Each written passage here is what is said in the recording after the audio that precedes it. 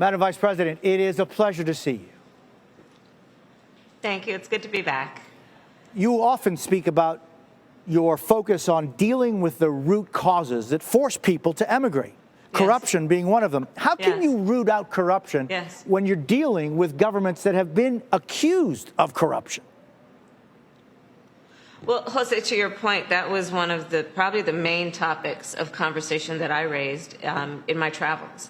And you are absolutely right. When we talk about corruption, it is an issue and a concern which I expressed very clearly about my concern about an independent judiciary, about the independence of the press, about the independence of the NGOs, the nonprofit organizations who are advocating for people who need support. And I've made it also very clear during this trip and before that if we're going to maximize the capacity of American CEOs in the private sector, which I'm bringing together, or the United States government, to invest and to support the region, then we have to address the issue of corruption because it is actually a deterrent to to involvement. We want to make sure that any resources that we contribute to that region end up in the hands of the people that were intended to receive it and not the sticky hands of corrupt actors. So you're right, it's one of my highest priorities. And let's be clear, the corruption it has a real impact on real people. It is about whether families can have access to the resources they need, or do they have to pay somebody off to get what they need. It has an impact on their access to education, on their access to basic needs. So it is one of my highest priorities. Do you think the United States bears any responsibility in having created some of those root causes in Central America that are causing people to flee? Listen, I am never going to suggest that we shouldn't remember history. But right now, my focus, and so the answer is that, yes, there has been U.S. involvement in the past that no one should be proud of. And we should not deny the fact of it, and we should be honest about it. But to move forward, we have to understand, and I certainly feel very strongly, that we are neighbors in the Western Hemisphere. And the world, and I think the pandemic made it clear if it wasn't before, the world is increasingly interconnected and interdependent. And by that, I mean that whatever happens in that region, speaking specifically of Guatemala, Honduras, El Salvador, whatever happens in that region affects what happens in the United States and vice versa. And so our responsibility then has to be as a neighbor. And if you live, in any neighborhood we live in, if your neighbor is having difficult times, it is the right thing to do to help them out, also because it will impact your quality of life. And so the same is true from my perspective in terms of U.S. involvement in that region going forward. In your visit to Guatemala, you specifically and very clearly told the people there, do not come to the U.S. During your visit there, Noticias Telemundo met Judith Ramirez. Her son was one of 19 migrants massacred in Tamaulipas, Mexico last January, trying to reach the U.S. to request asylum.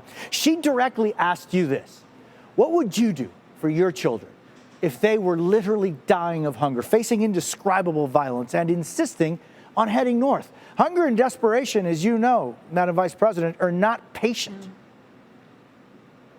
Yeah, that's right. You're right. And Jose, for almost in my entire career, I have been advocating for just that point, which is that the United States must be a safe haven. And I will continue to remain committed that the United States has to be a safe haven for those who are seeking protection.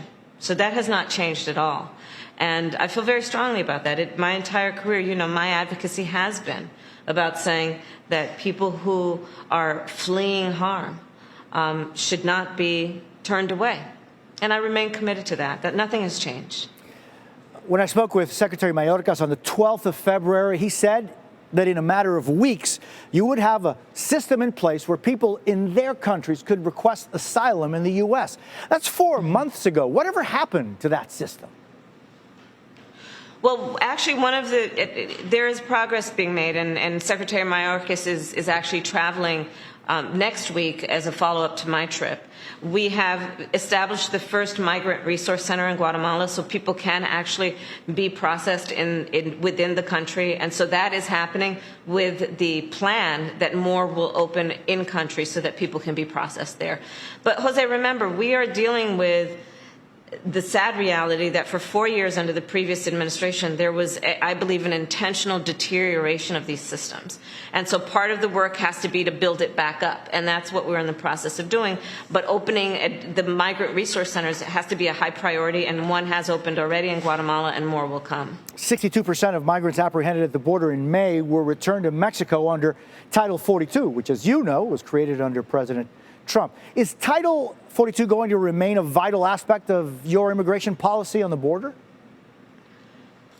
So the world is still in the middle of the pandemic. In fact, that is why a big part of my trip to Guatemala and Mexico was to deliver a commitment for the delivery of vaccines.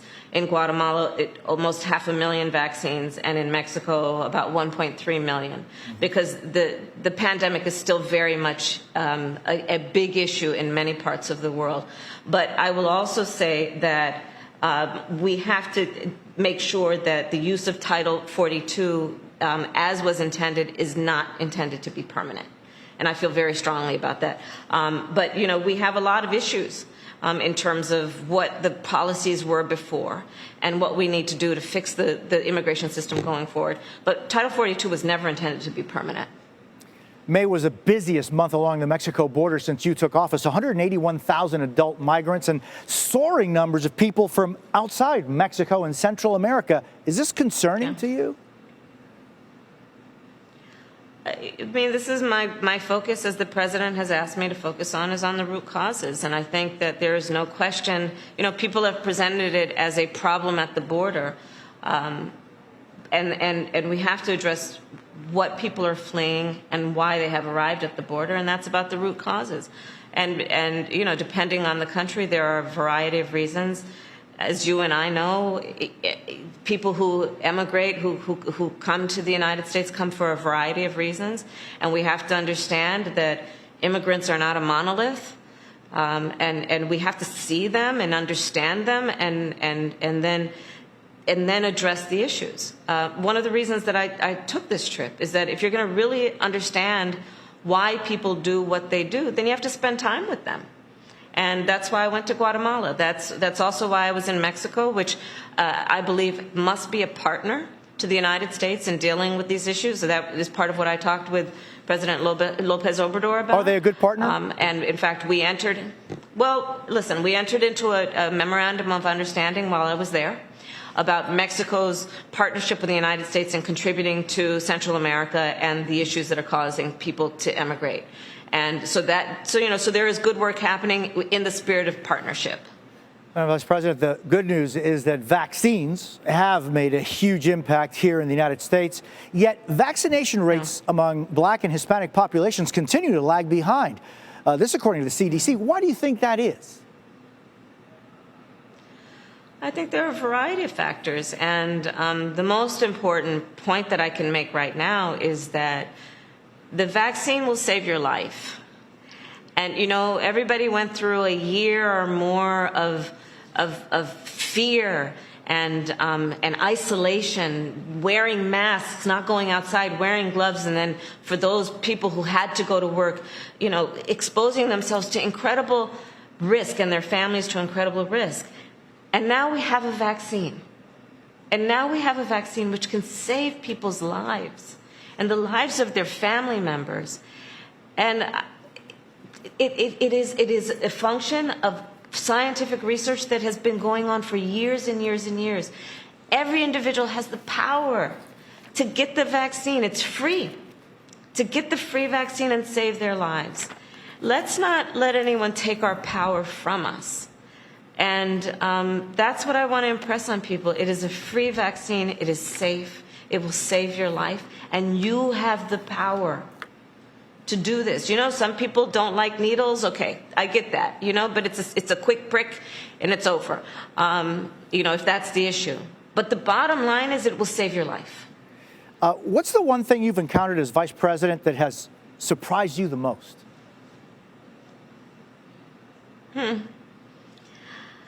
I think that we actually, if we work really hard, can solve problems. I mean, Jose, we're going to lift half of America's children out of poverty. Because of the work we did with our American Rescue Plan, half of America's children we can lift out of poverty. I feel, this work, anybody's work, no matter what you do, it's hard work. It's long days. Everyone knows this story. Everyone is experiencing that. But when you can see that you can actually do something with your work to impact and improve the life of somebody else, it's good work. It's good work, and it's worthwhile. Again, is there something that's kind of surprised you that you didn't expect, or that has been, more unusual than what you thought in these days? Well, but this is actually my point, that you can actually have an impact and see it happening, and that it not everything that needs to be done should have to take.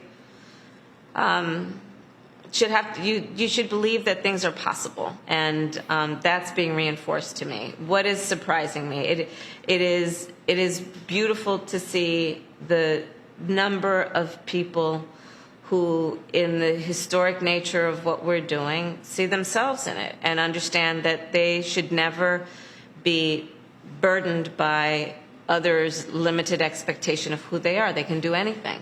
That's something that I see in my travels, and maybe I expected it, but I don't think I did, and it's good to see. Vice President Harris, it's a pleasure to see you. Thank you for being with us.